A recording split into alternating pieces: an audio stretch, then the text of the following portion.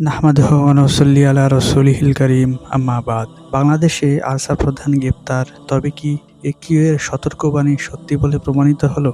বাংলাদেশে সম্প্রতি গুরুত্বপূর্ণ একটি ঘটনা ঘটে গেছে। চারিদিকে গুঞ্জন আর সন্দেহের ছায়া। আলোচনার কেন্দ্রবিন্দু একটি হয়েছিল কিছুদিন আগে। আরসা প্রধান আবু আম্মার জুনুনিকে গ্রেপ্তার করা হয়েছে। র্যাবের সফল অভিযানে খবর ছড়িয়ে পড়তেই অনেকের মনে প্রশ্ন উঠেছে, আবু আম্মার কি আসলেই মাত্র গ্রেপ্তার হলেন, নাকি আগে থেকেই র্যাব হেফাজতে ছিলেন? তবে কি একিউ এতদিন যা বলে আসছিল সেটাই সত্য?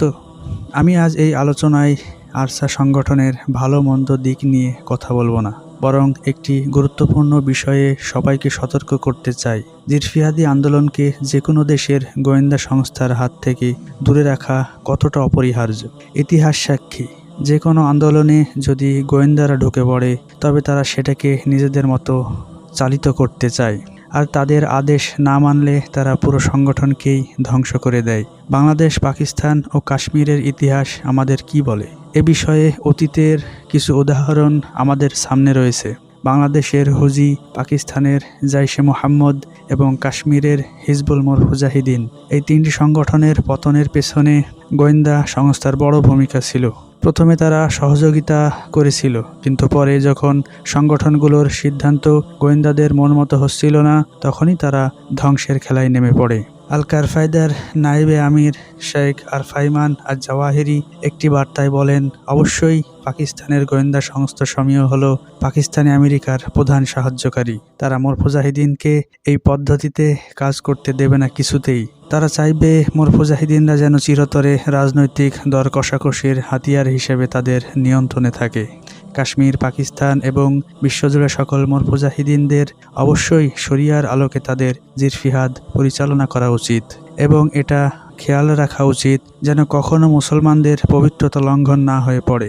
কাশ্মীরকে ভুলে যেও না। আল কারফায়দার উপমহাদেশের বর্তমান আমির উস্তাদ ওসামা মাহমুদ হাফিজাহুল্লাহ একটি সাক্ষাৎকারে বলেন, আমাদের অবস্থান হলো জিরফিহাদি আন্দোলনকে এই তাগুতদের নিয়ন্ত্রণ থেকে মুক্ত করা। এছাড়া জিরফিহাদ কখনো সফল হতে পারবে না। যদি আজ ইসলামী ইমারত আফগানিস্তান থেকে শুরু করে ইয়েমেন ও সোমালিয়া এবং মালি ও আলজেরিয়া পর্যন্ত জিরফিহাদি আন্দোলন সফল হচ্ছে, যেখানে সব প্রতিবন্ধকতার পরও আল্লাহ মুজাহিদিনদেরকে বিজয় দিচ্ছেন এবং জিরফিহাদি আন্দোলন গন্তব্যের দিকে অগ্রসর হচ্ছে, তো এর একটা বড় কারণ হলো তাগুতি সামরিক বাহিনীর প্রভাব থেকে নিজেকে মুক্ত করা। এছাড়াও একই সাক্ষাৎকারে ওস্তাদ ওসামা মাহমুদ হাফিজাহুল্লাহ কাশ্মীরের সমস্যার কার্যকর সমাধান কি, এর উত্তরে বেশ কিছু পয়েন্টের মাঝে একটি বিষয় এটি বলেছেন যে তৃতীয়ত পাকিস্তানি সামরিক বাহিনী সহ সমস্ত তাগুতি সামরিক বাহিনী এবং গোয়েন্দা সংস্থার প্রভাব থেকে নিজেদের আন্দোলনকে মুক্ত রাখা।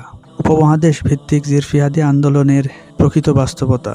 সুতরাং এটি একটি শক্তিশালী প্রশ্ন যে আরসার প্রধান আবু আম্মার জুনুনির ক্ষেত্রেও কি তাই ঘটল? আমার দৃঢ় ধারণা, বাংলাদেশের গোয়েন্দা সংস্থার ষড়যন্ত্রের কারণেই তিনি ধরা পড়েছেন, কারণ তিনি বাংলাদেশের বাহিনীগুলোর প্রতি অগাধ বিশ্বাস রাখতেন। তিনি একাধিকবার প্রকাশ্যে বাংলাদেশ সরকারের পক্ষে বক্তব্য দিয়েছেন। তিনি ওপেন বাংলাদেশে প্রবেশ করতেন, রোহিঙ্গা ক্যাম্পে মিটিং করতেন, বাংলাদেশের বাহিনীগুলোর প্রতি সুধারণা রাখতেন। এমনকি একটি সাক্ষাৎকারে স্বীকারও করেছেন যে বাংলাদেশের বাহিনীগুলো একাধিকবার বাংলাদেশে প্রবেশের সময় তাকে কিছু ক্ষেত্রে সহযোগিতা করেছিল। এ বিষয়েও প্রমাণ রয়েছে। যমুনা টিভির একটি সাক্ষাৎকারে তিনি পরিষ্কারভাবে বলেছেন যে বাংলাদেশের বাহিনীগুলো কখনো কখনো তাকে সহায়তা করেছিল। ভিডিওর 31 থেকে 32 মিনিট পর্যন্ত অংশে এই বক্তব্য শোনা যাবে। তাহলে প্রশ্ন উঠছে, তিনি যদি বাংলাদেশের পক্ষে কথা বলে থাকেন, তবে হঠাৎ করে তাকে গ্রেফতার করা হলো কেন? তাহলে আমরা এই উপসংহারে যেতে পারি যে আল কারফায়দা অর্থাৎ একিউ যা বলে আসছে তাই সত্য প্রমাণিত হলো। যারা জিরফিহাদি আন্দোলন সম্পর্কে সচেতন, তারা জানেন যে একিউ বরাবরই সতর্ক করে আসছে যে জিরফিহাদি আন্দোলনকে গোয়েন্দা সংস্থার হস্তক্ষেপ থেকে মুক্ত রাখতে হবে। বিভিন্ন অঞ্চলে জিরফিহাদি আন্দোলন ধ্বংসের পেছনে গোয়েন্দা সংস্থাগুলোর বড় ভূমিকা ছিল, কিন্তু অনেকেই এই ফাঁদে পড়ে নিজেদের এবং সংগঠনকে বিপদের মুখে ঠেলে দিয়েছেন। আজ আরসা প্রধানের গ্রেফতার সেই সতর্কতাকেই আরও সত্য বলে প্রমাণ করল। যদি জিরফিহাদি আন্দোলন গোয়েন্দাদের নিয়ন্ত্রণে চলে যায়, তবে তারা আন্দোলনের মূল লক্ষ্যকে ধ্বংস করে দেবে। তাই এই ঘটনা থেকে শিক্ষা নেওয়া জরুরি। ইতিহাস থেকে যারা শিক্ষা নেয় না, তাদের ভবিষ্যৎ অতীতের মতোই ধ্বংস হয়ে যায়। আমি আবু উবাইদা ছিলাম আপনাদের সাথে।